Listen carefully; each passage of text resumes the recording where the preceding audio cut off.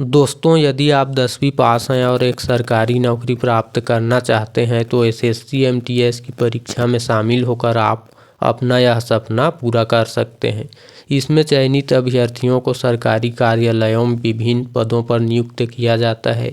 इस परीक्षा में सफलता प्राप्त करने के लिए आपको लगन के साथ तैयारी करनी होगी। एसएससी एमटीएस की तैयारी कैसे करें 2023 में, इसके लिए खासकर यह वीडियो बनाया गया है।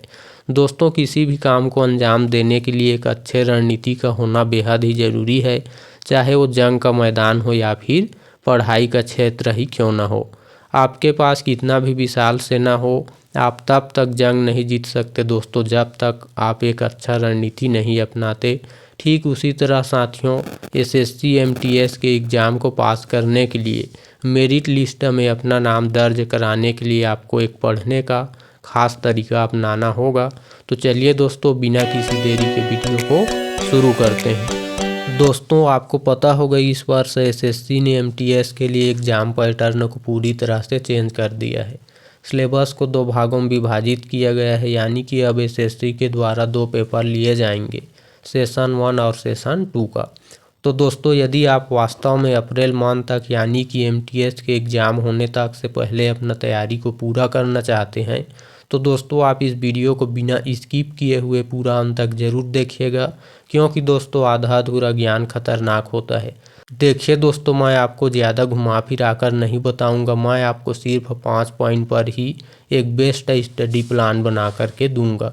दोस्तों, वीडियो को अभी से कर दीजिए लाइक उंगली उठा के, और चैनल पर नए हैं तो कर लीजिए सब्सक्राइब घंटी दबा के। दोस्तों, मन में कोई डाउट हो, कोई जिज्ञासा हो तो पूछ लीजिए कमेंट बॉक्स में आके। देखिए दोस्तों, सबसे पहले आपको पता होना चाहिए एग्ज़ाम पैटर्न और सिलेबस के बारे में। दोस्तों, आपको एक ही दिन में 2 पेपर दिलाना होगा, सेशन 1 और सेशन 2 का, यानी कि पेपर 1 और पेपर 2 का। सेशन 1 में 2 सब्जेक्ट होंगे दोस्तों, मैथ्स और रीजनिंग का।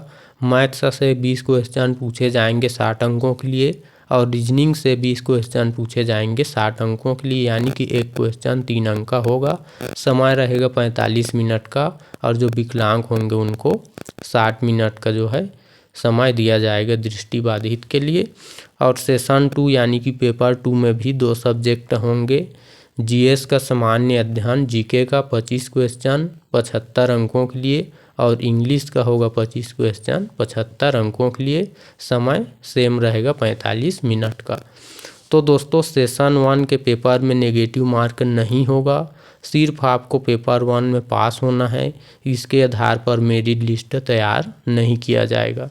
और वही बात करें दोस्तों सेशन 2 में यानी कि पेपर 2 में, तो इस पर नेगेटिव मार्क होगा। 1/3 पद्धति से माइनस मार्किंग लागू होगा दोस्तों, यानी कि यदि आप 3 प्रश्न के आंसर बिल्कुल गलत करते हैं तो आपके 1 अंक जो है काट लिए जाएंगे, और इसी पेपर के आधार पर मेरिट लिस्ट तैयार किया जाएगा।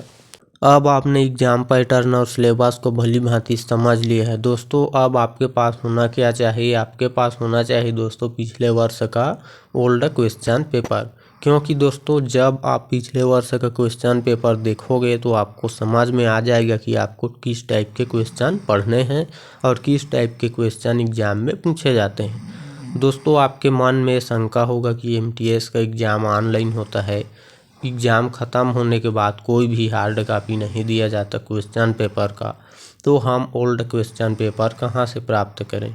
तो दोस्तों, इसके लिए आपको कोई चिंता करने की ज़रूरत नहीं है। मैं डिस्क्रिप्शन बॉक्स में ओल्ड क्वेश्चन पेपर का PDF लिंक डाल दूंगा, या फिर आप वेबसाइट के मदद से सीधे डाउनलोड कर पाएंगे ओल्ड क्वेश्चन पेपर का PDF। दोस्तों, उसके बाद आपको अपनी ताकत और कमज़ोरी पहचानना होगा। ताकत कहने का मतलब ये कि दोस्तों आपका किस सब्जेक्ट पर ज़्यादा पकड़ है, आपका नॉलेज किस सब्जेक्ट पर ज़्यादा है उसको समझना होगा। और कमज़ोरी यानी कि दोस्तों आपका पकड़ किस सब्जेक्ट पर कम है, आपका नॉलेज किस सब्जेक्ट पर कम है। जब दोस्तों आपको जो है ये सब पता चल जाएगा, उसके बाद आपको करना क्या है। देखिए दोस्तों, जिस सब्जेक्ट पर आपका नॉलेज ज़्यादा है उसको पूरा सॉल्व करने की कोशिश करना है सभी प्रश्नों को, और जिन सब्जेक्ट पर आपका नॉलेज कम है उसे कम से कम आधा सॉल्व करने की कोशिश करना है। उसके बाद दोस्तों आपका सबसे मेन पॉइंट है स्टडी प्लानिंग। आपको स्टडी प्लानिंग अच्छी तरह से करना होगा। सामान्य ज्ञान, जीएस, जीके और इंग्लिश, इन दोनों सब्जेक्ट को आपको सबसे ज़्यादा पढ़ना होगा, क्योंकि सेशन 2 ही मेरिट लिस्ट के लिए मायने रखता है।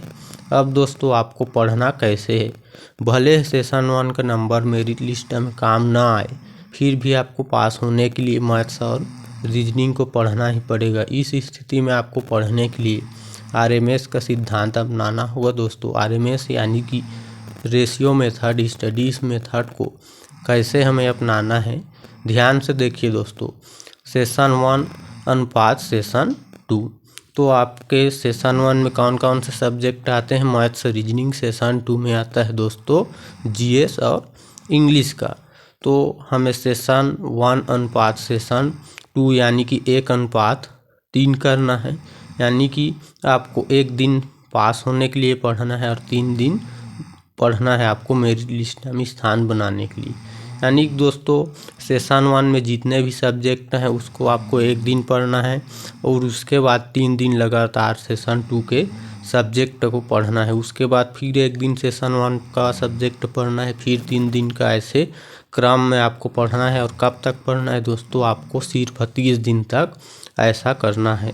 और उसके बाद दोस्तों 30 दिनों के बाद आपको सभी सब्जेक्ट को डेली स्टडी करना होगा। और ऐसा करने के लिए आपको निश्चित तौर पर टाइम टेबल बनाना ही पड़ेगा, क्योंकि जब आप टाइम टेबल नहीं बनाओगे दोस्तों तो आप सभी सब्जेक्ट पर ध्यान नहीं दे पाओगे। तो इसलिए आपको जो है ऐसा करना होगा।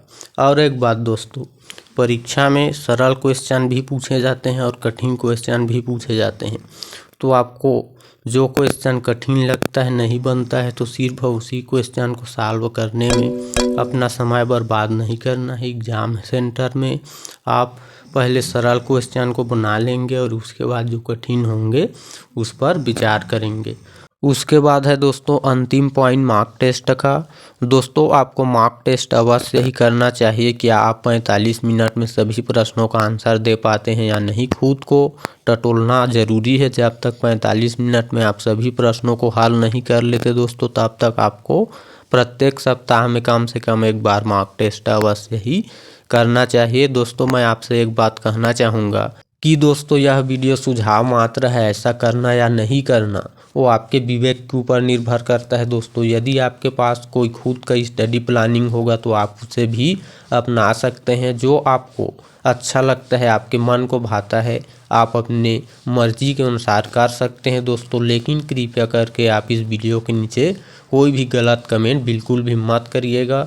तो मिलते हैं दोस्तों नेक्स्ट वीडियो में नए जानकारी के साथ। तब तक जय हिंद, जय भारत, धन्यवाद दोस्तों।